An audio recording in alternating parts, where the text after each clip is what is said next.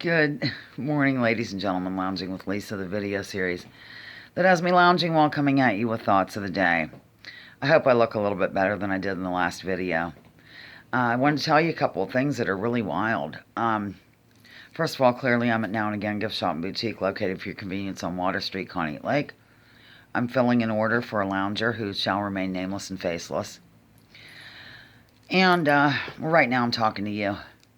So I got done with the rodeo last night down at the barn at Ears Acres, and I decided to go directly over to Mother's and let her know what happened, because Mother's grown pretty attached to everybody down there. And she was kind of sorry she missed it, but Mother would have been very worried and nervous for the safety of the blacksmith. Evidently, blacksmiths and farriers I don't know, there's a difference, but you can be a blacksmith, but not necessarily a farrier, but not the other way around with your right foot up and your left foot down. I'm not sure, ladies and gentlemen, but I guess he's both. I'm going to have to look that up. I don't know stuff, so I look it up on Wikipedia. Kidding. Anyhow, something like that you could. I mean, come on. Yeah. Okay, so I went over and I was telling Mom the story, and all of a sudden Katie, Spencer's woman, got all worried and upset because she recently got some... First of all, God love her. Let me back up the story. Hold on a minute. I'm going to sit here because of the nice fall things behind me. And then I can see someone coming in because it's right there. See? Don't know if it's in there or not.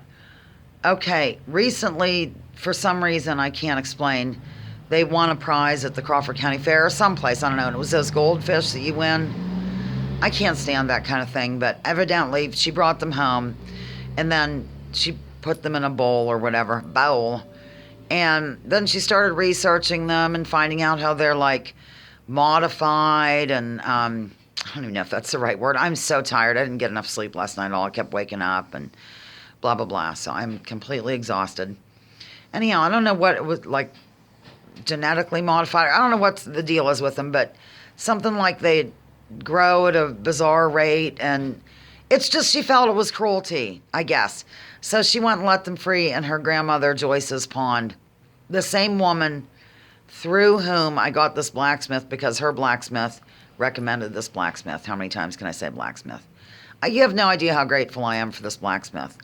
I said it again. So knowledgeable about donkeys and mules. That's really important, ladies and gentlemen, because it's just not the same as horses. When you come to trim or whatever.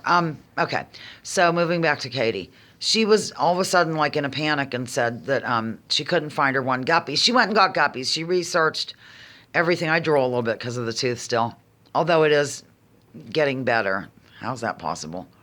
Oh, I might be getting a customer. I'm going to pause. I wasn't getting a customer, and I even had that fake smile already. I'm kidding. I certainly don't go when someone comes in here. I'm pretty much me. I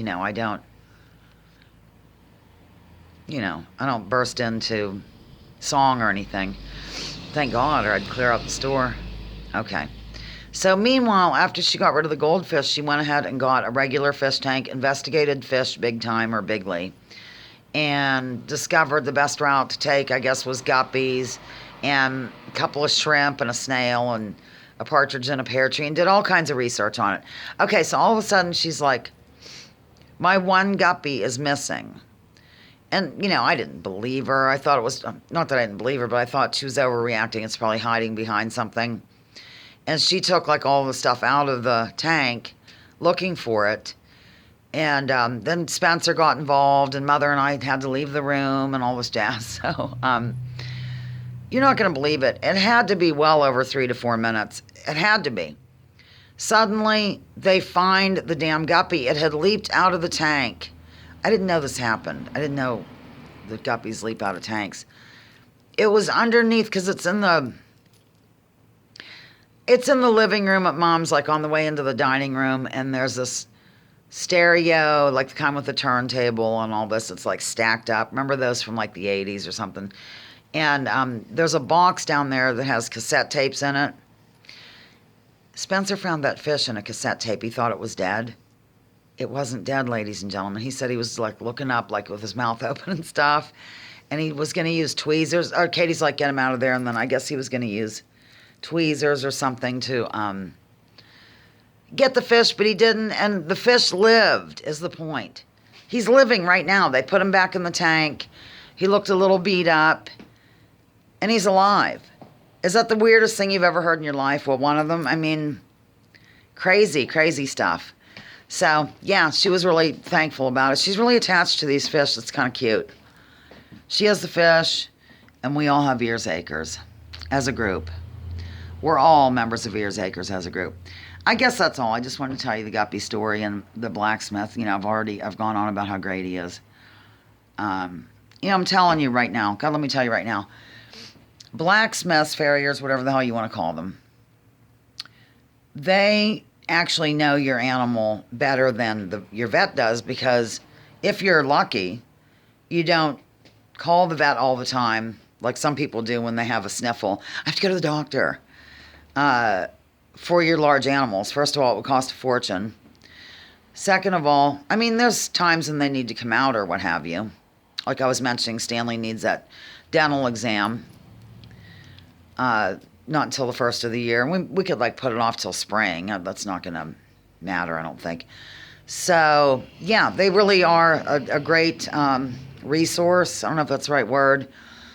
In terms of being helpful, knowing what's going on, knowing a lot about different things having to do with them, because they see them every 6 to 8 weeks or whatever, depending on the situation. So, okay, I guess I'm done. I'm going to actually call this lounger over the phone and go over a couple things with him or her. It's a her. Okay, over and out here on Lounging with Lisa, the video series that has me lounging while coming at you with thoughts of the day.